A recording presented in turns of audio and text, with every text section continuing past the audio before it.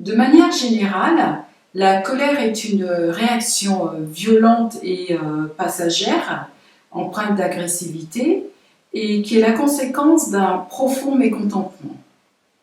Réaction passagère, cela dépend parce qu'il y a des personnes qui sont constamment en colère, et ce depuis fort longtemps. La colère, vous connaissez, et comme toutes vos émotions, elle a son utilité.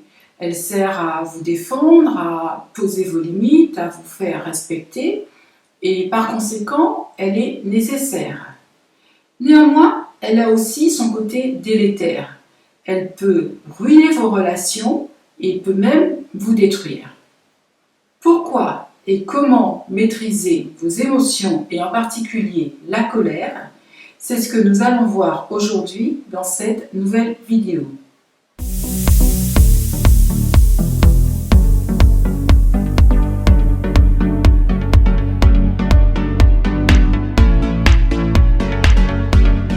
Bonjour, je suis Yveline Glod-Bressy, coach Sois une voix, pas un écho, Be Yourself, et coach certifié de performance Dream Builder de la méthode de Mary Morrissey. Pour ceux qui me découvrent, si vous avez envie d'en savoir un peu plus sur mon parcours, je vous invite à découvrir la description sous la vidéo et à lire la rubrique « Ma voix, qui suis-je » ? Pourquoi et comment apprendre à gérer la colère? La colère, une énergie. La colère, tout comme nos autres émotions, est une énergie qu'il ne s'agit pas d'éradiquer, mais sur laquelle il nous faut tout simplement travailler pour apprendre à la maîtriser, à la doser et à l'utiliser à bon escient. Les différentes expressions de la colère. Alors, bien entendu, il existe différentes manières d'exprimer notre émotion de colère. Pour dire que nous sommes en désaccord, que nous sommes mécontents, que nous avons des besoins, que nous sentons qu'ils sont bafoués, et pour pouvoir donc nous défendre de manière générale lorsque nous nous sentons agressés. Commençons par la colère agressive explosive. Lorsque vous vous laissez emporter par la colère, vous risquez de le regretter par la suite. Les mots vont trop loin, les gestes, les actes et même des coups peuvent être échangés avec l'autre. Et pire encore, l'irréparable peut se produire avec la volonté d'éliminer l'autre. De toute façon, dans la colère explosive, dans la colère agressive, il y a la volonté de faire taire l'autre, de prendre le dessus, de le dominer. Et même sans aller jusqu'à l'extrême, la colère explosive cause beaucoup de dégâts. Tout bascule au moment où l'instinct prend le dessus et que le mécanisme de la colère se met en place sans que vous puissiez l'arrêter et que le volcan entre en éruption. Vous avez aussi la colère froide, sourde, qui ne se dit pas, mais qui, pour autant, est tout aussi nocive. Alors, si la colère froide, sourde est moins explosive que la volcanique, elle n'en demeure pas moins nocive. Elle provoque des émanations toxiques avec des pensées et des sentiments de colère, et ne pas l'extérioriser vous asphyxie, vous ronge de l'intérieur, vous consume et vous empêche d'aller de l'avant. Alors, il y a une autre forme de colère, enfin une autre forme d'expression de colère que l'on pourrait nommer la colère maîtrisée. Alors, c'est une colère qui ne se tait pas, qui s'exprime, mais qui est en capacité d'écouter l'autre, d'entendre ses arguments. Lorsqu'il y a échange, vous communiquez avec assertivité.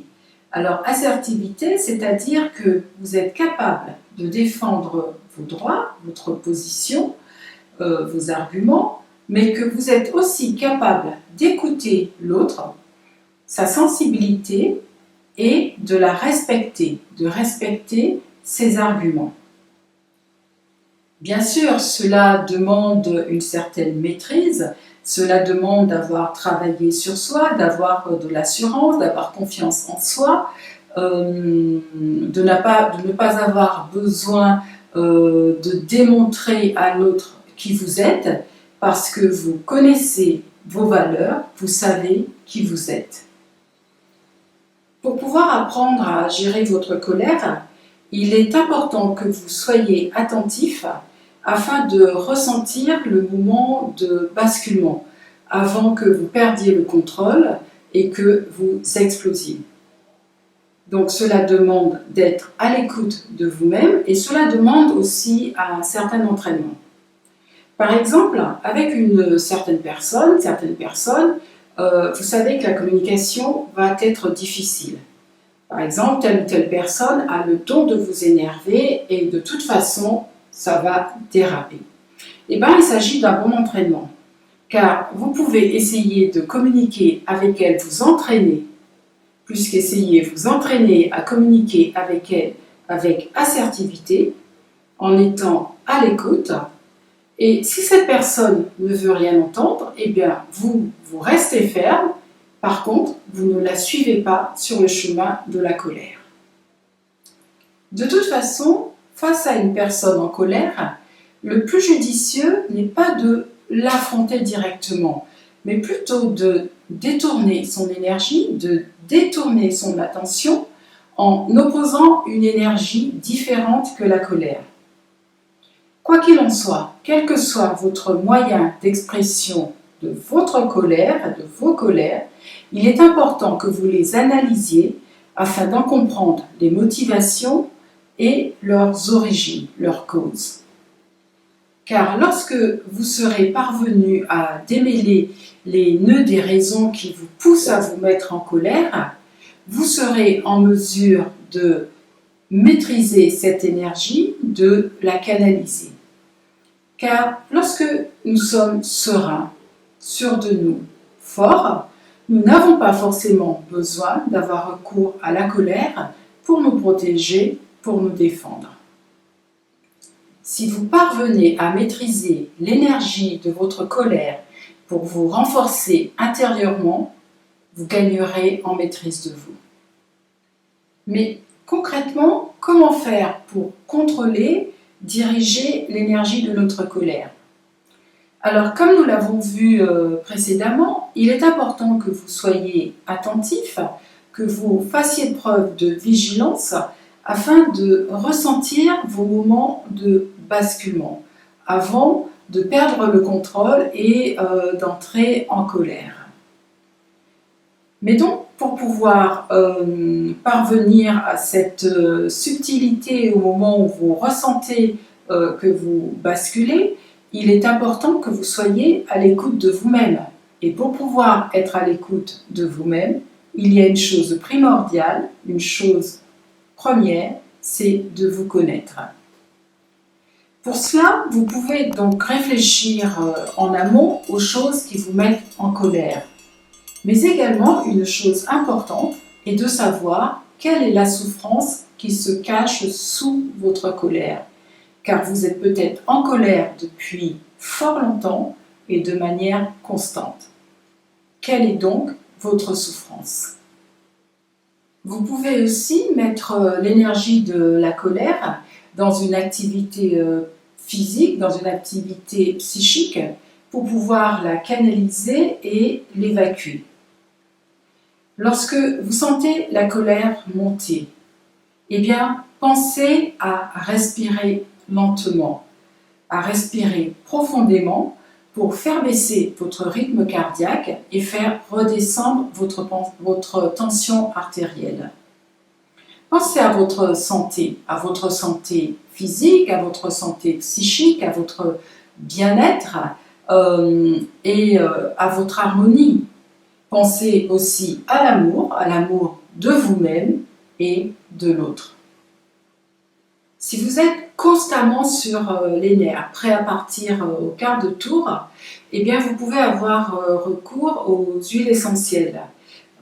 Des huiles essentielles pour calmer l'irritabilité, la colère, l'anxiété. Alors, il y a l'huile essentielle de petit grain bigarade, la mandarine verte aussi, et la lavande vraie que vous pouvez acheter également. La colère a un réel impact sur vous.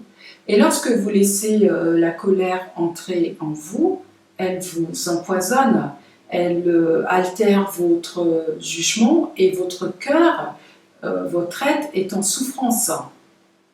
Et puis, n'oubliez pas que lorsque vous envoyez de la colère, elle vous reviendra de toute façon, d'une manière ou d'une autre, quelle que soit la forme. Et la colère peut porter en elle des sentiments de haine, de jalousie, de vengeance, et tout cela vous empoisonne et est nocif pour vous. En conclusion, si la colère est une émotion utile, il est utile également de pouvoir la contrôler, de pouvoir l'analyser et de pouvoir la canaliser, sous peine qu'elle ne prenne le contrôle sur vous et qu'elle produise beaucoup de dégâts. Regardez-la en face, analysez la colère, trouvez les raisons, car si vous êtes fort, je vous le répète, si vous êtes suffisamment serein, vous n'avez pas toujours besoin de recourir à la colère. J'espère que ces conseils vous seront utiles et que vous ne vous laisserez plus déborder par la colère. Je vous invite à vous abonner à ma chaîne si ce n'est pas encore le cas, à me mettre un j'aime, à activer la cloche pour ne pas oublier, pour ne pas rater mes prochaines vidéos, et à me laisser un petit commentaire pour me dire ce que vous pensez de la colère, des dégâts qu'elle peut provoquer et de la manière dont vous la gérez. Je vous dis à très vite, portez-vous bien.